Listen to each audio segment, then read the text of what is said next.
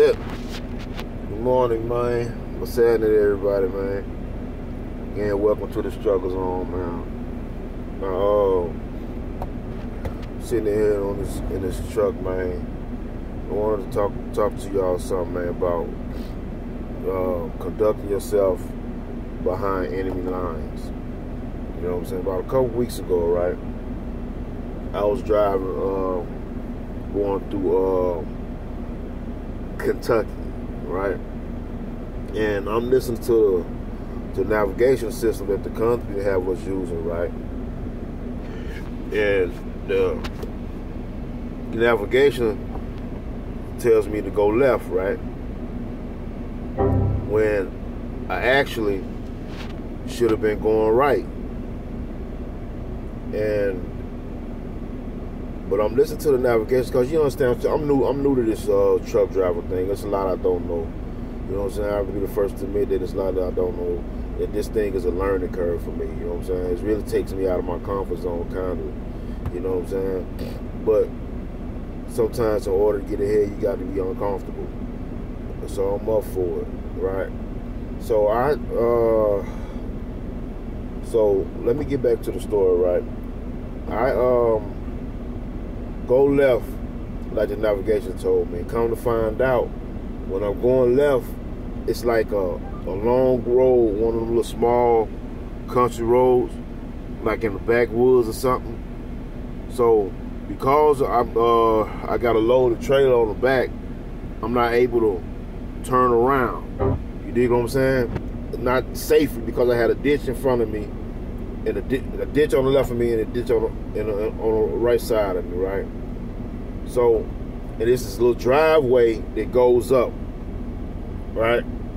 So, I'm pulling the driveway, figure, well, if I go up to the driveway, I turn back. So, I ended up getting approached by this $5 Indian, right? And I'm listening to him, and I fuck around. Instead of going my own instinct, I'm listening to him because, you understand, I couldn't see from my blind side. So he telling me to come back, and I come back, and I come back too far, and the trailer gets stuck over this damn ditch, right? It wasn't in the ditch, but it was over. If I had kept going, I probably would have been in a ditch. So, to make a long story short, I had to contact my dispatcher. We had to have this have a tow truck come, right? The tow truck come, he wasn't able to he didn't know how to get it out, so he bring something called a rotator. So when these guys get here, we had this white dude, this Caucasian. Now, I'm the only black dude out there in the middle of nowhere. The whole time, though, I'm talking to people and I'm remaining calm, right?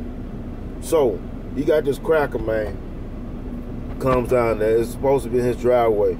Now, other people must have stayed up that hill because I saw other people had come down and nobody had a problem. They understood, right? But there's one dude come down, old fat motherfucker, right?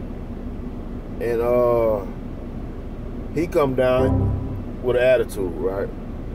So I'm being cordial, and I understood that the scenario that I'm in.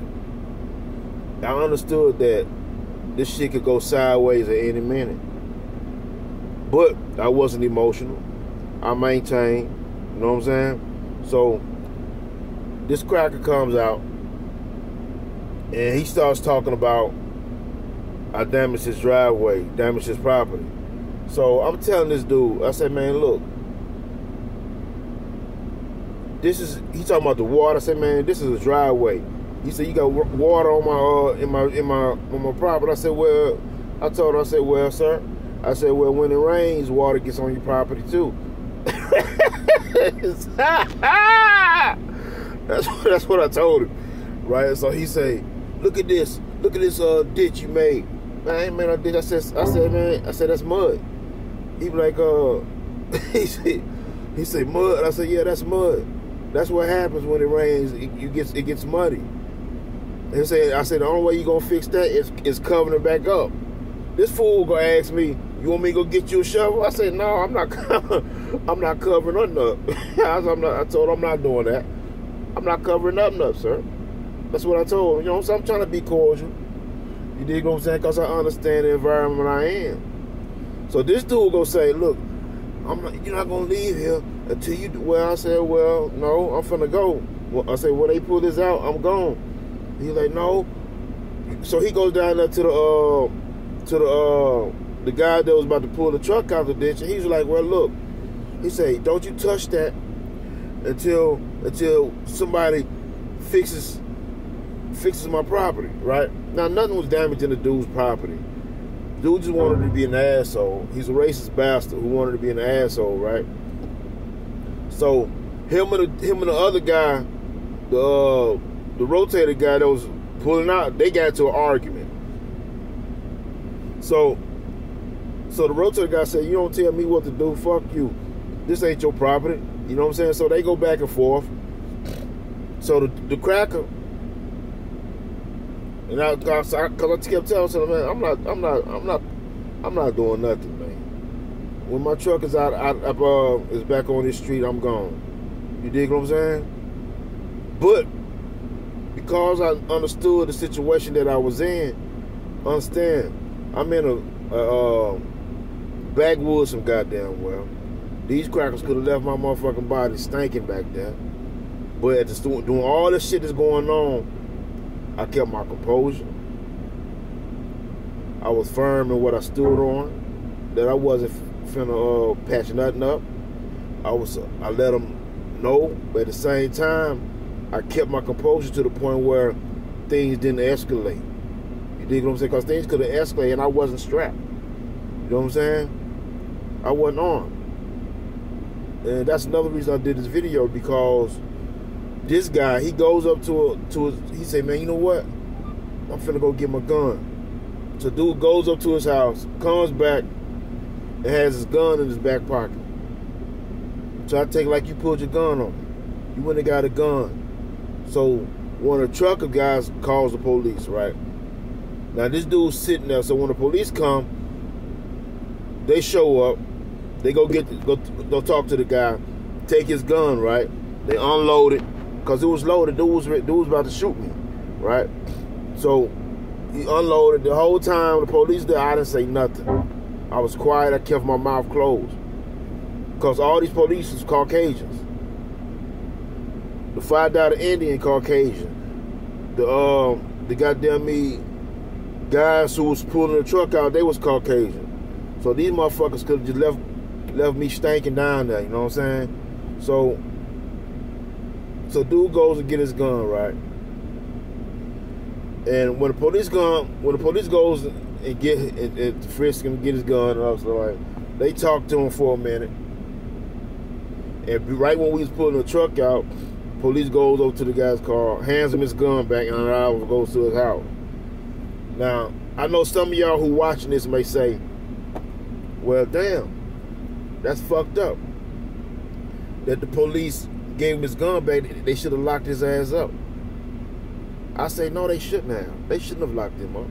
Now, from a standpoint of, okay, our taxes paying their salaries, so they should be served protect, but that's not reality. See, I didn't get bent out of shape because the police gave him his gun back and let him go to the house. I know some Negroes go probably say, oh man, so you caping for this dude after he done pulled the gun on? You know, I'm not caping for nobody. I understand that that's what they're supposed to do. See, we got to get out of this emotional thing. See, these people are supposed to look out for their own people. And that's what they was doing. They was looking out for their people. You dig what I'm saying? See, we got to get out of this mindset that because somebody has a blue suit on, that they're doing what they're supposed to do. Or they're going to preserve, protect everybody. That's not reality. These people are our enemies. You dig what I'm saying? And they're supposed to look out for each other. Just like we supposed to look out for each other. You dig what I'm saying? This is why I didn't get pissed off. I didn't start hooping and hollering. I didn't get bent out of shape because I understand the environment that I was in. I understand it. I feel like, well, look, these people identify us as their enemies. So whether we identify them as that or not is irrelevant. So they're not going to put our best interests above their brothers and sisters, above their mothers, their fathers, their grandparents. You dig what I'm saying? So I understood the environment that I was in, but I conducted myself properly behind enemy's lines. It's no sense of getting all bent out of shape, screaming, hooping, and hollering. My attitude was like this: if it's about to go down, then it's about to go down. Fuck it. Ain't shit you can do about it. When the shit hits the fan, ain't shit you can do about that. You dig what I'm saying? But anyway, it was this like I said, it was this $5 Indian dude, right? He stayed out there with me, though. He had a gun on him. You know what I'm saying? He's talking about his tribe he was from. I just listened to him. You know what I'm saying? I know he's a $5 Indian, but he stayed out there with a gun. He said, man, this guy ain't the only one got a gun. I got one right here on my hip, and I got 4 more in the car. So I'm like, okay, cool. Cool. You dig what I'm saying? Although he's a $5 Indian. You know what I'm saying? He was out there strapped too. And that lets me know something, man. That we have to... I was in the wrong for not being strapped myself. You dig what I'm saying? I should have been armed and ready, and I wasn't. And that shit could have went sideways if I handled it any differently. If I got to screaming, hooping, and hollering and all this shit here, then that shit could have ended badly. You know what I'm saying? I wouldn't have been able to accomplish the things that I'm trying to accomplish now. Man, I need to say, you know what I'm saying? So this is how you conduct yourself behind enemy lines, man. There's no reason to get all emotional. There's no reason to get all frustrated and bent out of shape. You know what I'm saying? There's no reason for that. So what I'm telling y'all is that, man, look, shit could have went sideways, but it didn't. I maintained it, stood my ground, you know what I'm saying? And they cats understood exactly what I was standing. I wasn't finna be digging nothing. I wasn't about to be out there patching nothing up. I don't give a fuck what they would have said. You know what I'm saying? If they had put a gun on me and told me to do it, I'd have told them, shit, you just gonna have to shoot me, because I'm not gonna finna work for you, and you won't end up shooting me anyway. You might well gonna shoot me now. You know what I'm saying? Fuck it. That's how you handle yourself behind enemy lines, man. Don't get emotional.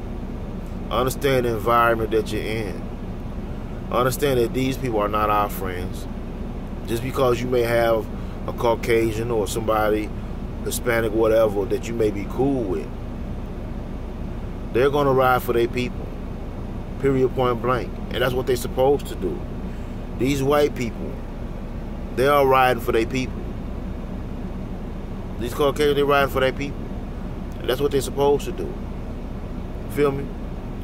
And we have to do the same. Understand your environment. Pay attention to your surroundings. And that's what it is, man. Peace out, man. Welcome to the struggle zone, baby.